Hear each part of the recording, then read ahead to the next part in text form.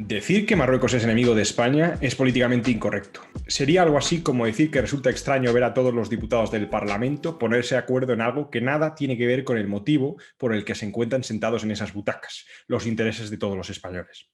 No ha sido la aprobación de alguna medida que frene la menguante capacidad adquisitiva de los españoles, la rebaja de impuestos, la mejora de la educación, la disminución del eternamente altísimo paro de todos los jóvenes y no tan jóvenes. No, los parlamentarios se han puesto en pie para aplaudir a Zelensky, gesto que podría tener cierta lógica si no resultara prueba del algodón para demostrar que lo que se ve todas las semanas en esas indignas cortes no es más que un teatro constante que nunca tiene que ver con los verdaderos problemas de los españoles.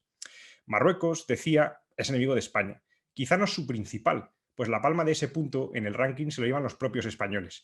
Y lo es porque, aunque los políticos se empeñen en ignorarlo, se lo dice al mundo cada vez que tiene ocasión, en sus reivindicaciones en la Asamblea General de las Naciones Unidas, etc. En ese y otros escenarios, afirma que Ceuta y Melilla son territorio marroquí. En las aguas territoriales españolas, o sea, en las de Canarias, en las ciudades autónomas, Ceuta y Melilla, hace incursiones constantemente sin respuesta alguna por parte del gobierno de todos los españoles.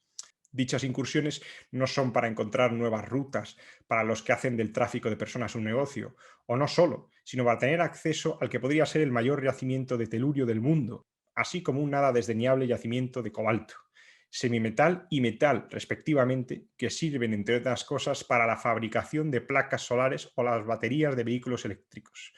Industrias ambas en pleno auge por el delirio ecoglobalista, un mandamiento más de la nueva religión.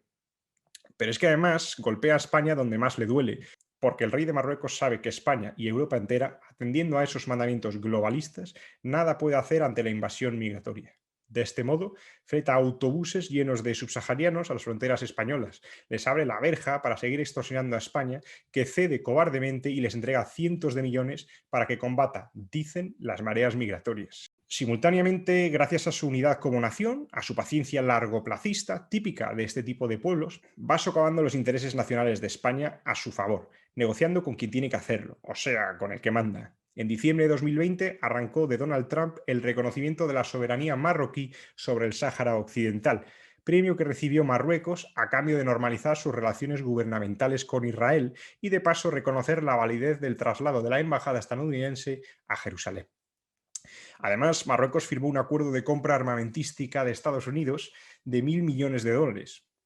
En ese sentido, actualmente el 91% del material militar que posee es de fabricación americana y el porcentaje restante lo completan sobre todo drones de fabricación china que en muchos aspectos superan a los que tiene España. Y mientras tanto, el gobierno de España, ¿qué? Pues además de recibir los bofetones de unos y otros, de aceptar la extorsión y el chantaje, Pedro Sánchez, es decir, el gobierno de España, acaba de concederle a Marruecos la legitimidad para convertir el Sáhara Occidental en territorio marroquí. España había sido ya humillada por Marruecos y pisoteada por Estados Unidos, pero es ahora el propio gobierno español el que aupa a Marruecos y a cualquier interesado en robarle lo poco de valor que le quede a hacerlo. La carta, que se llama el enésimo ridículo español, cargada de errores ortográficos y gramaticales, definía a Marruecos como un histórico pueblo, amigo y aliado. Resultaría injustificable que todo ese pisoteo nacional e internacional tuviera un fin mayor del que España resultara beneficiada, pero la realidad es aún más penosa. No existe fin ni beneficio alguno más que el poder aguantar más en el poder con el beneplácito o el favor del organismo bruselense de turno. No hay objetivos a largo plazo. La meta es no hacer ruido, no moverse y esperar que no nos hagan mucha pupa. ¿Y qué dirán los españoles de todo eso? No importa, ya se encargarán los paniaguados de siempre de cocinar un relato en los medios nacionales que nos lo vendan como logros, que le echen las culpas a Franco, a la pandemia, a Putin o a Trump. Lo importante es el relato, la significación, sácame posando con 2 teléfonos y con cara de guapo, y si protestan se les calla o se les llama a extrema derecha. Un pueblo sin memoria, que es el que viene cultivando y fabricando España, se identifica más con lo que considera los suyos, o sea, el partido político, que con su propia nación. No defender los intereses nacionales y ser más papistas que el Papa no le sale rentable a España en cualquier caso.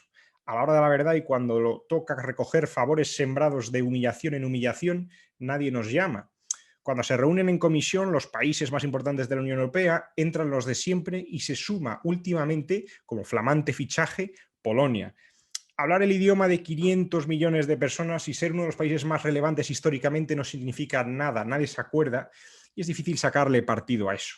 Cualquier alternativa es mejor que contar con un país en disolución que no tiene principios y con el que no se puede contar para nada.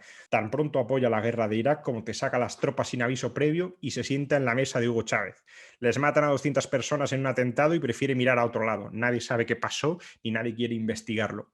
¿Quién puede fiarse de un impostor que gobierna con los chavistas y miente hasta sus miembros de gobierno después? ¿Que gobierna a golpe de decreto mintiendo día a día con impunidad a sus ciudadanos?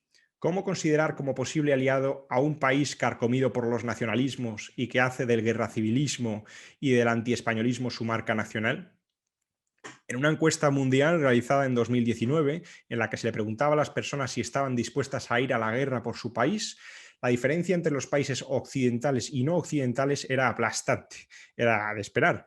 Lideraban la lista de los que sí estarían dispuestos a tomar las armas aquellas naciones de tradición o cultura musulmana. Ninguna sorpresa, pues, cuando el 94% de los marroquíes cuestionados respondieron positivamente.